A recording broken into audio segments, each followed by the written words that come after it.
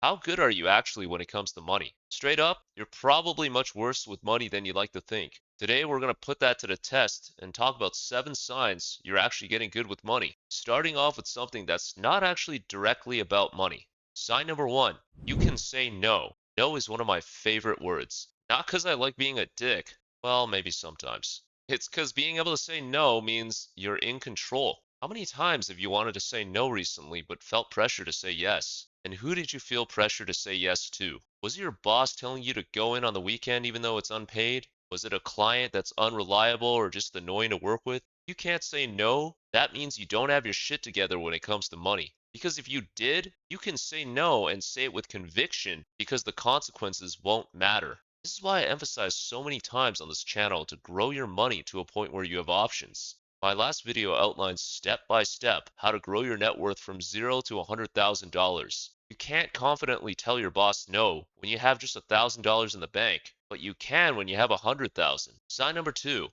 everyday bills don't make you panic. Remember when you were a brokey and you panicked whenever rent was due? Some of you probably don't even need to remember, but maybe now you just don't care. It's just rent. It's just the car payment. Groceries went up this month. That's kind of annoying, but who cares?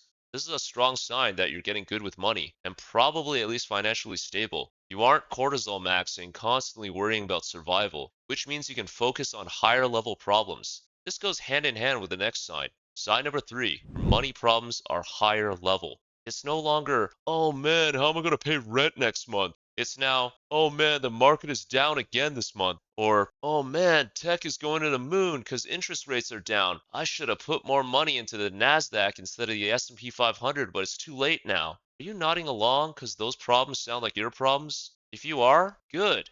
That means you've leveled up financially. This is going to sound backwards, but the bigger your money problems, the better you are with money. Think about it. Sign number four, you invest even when it's uncomfortable. Let's say your investments are down 20%. The market is red every day. Do you stop buying in? Do you pull out? Or do you shrug it off and continue to buy? Yeah, sure, it can feel uncomfortable to keep piling money into what feels like a sinking ship. If you bought into the market for 50K total and your portfolio is now only worth 40K, that's a big ouchie.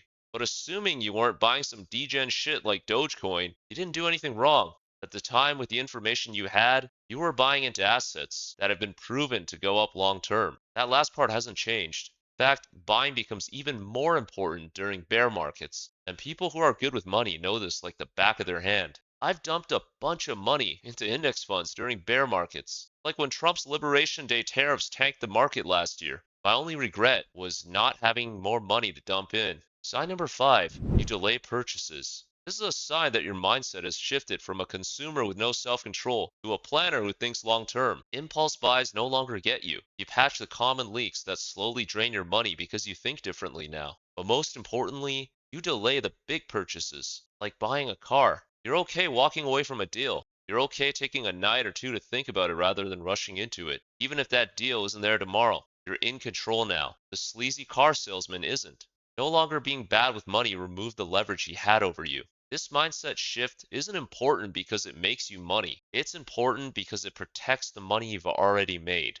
By the way, if you're enjoying the video so far or learned something interesting, hit the like and subscribe buttons. Creative writing and expressing myself through these videos is something I really enjoy doing, and seeing the channel grow is both rewarding and fun. Alright, let's get back into it. Sign number six is spend less than you earn. Spending your money feels good now. Saving and investing for the future, not so much. This is true whether you make 2K or 10K a month. Statistics on what percentage of the population lives paycheck to paycheck confirms how something so basic in theory is so difficult in practice. It takes a great deal of discipline to delay gratification and plan for the future, especially in today's society where people are basically hooked on a constant IV drip of dopamine. To consistently spend less than you earn every month requires the discipline to resist the urge, to not buy a new car, to not triple your entertainment budget when you get a raise. If you're able to do what people lack the discipline to do, you make moves and get ahead, while they stay stuck, can't make moves, and like we've seen earlier, can't say no. Moving on to the final and biggest sign that you're actually getting good with money. Sign number seven, your financial mistakes are getting smaller. Smaller mistakes means you're developing another favorite word of mine, mastery. And this applies not just to money, but to any skill in life. Now, instead of torching your financial future by buying a car you can't afford or taking years to pay off credit card debt, your mistakes are minor. You really wanted a new leather jacket, so you bought one when it wasn't on sale. Alright? You might have been able to save a few $100 if you waited, but this is by no means a blunder.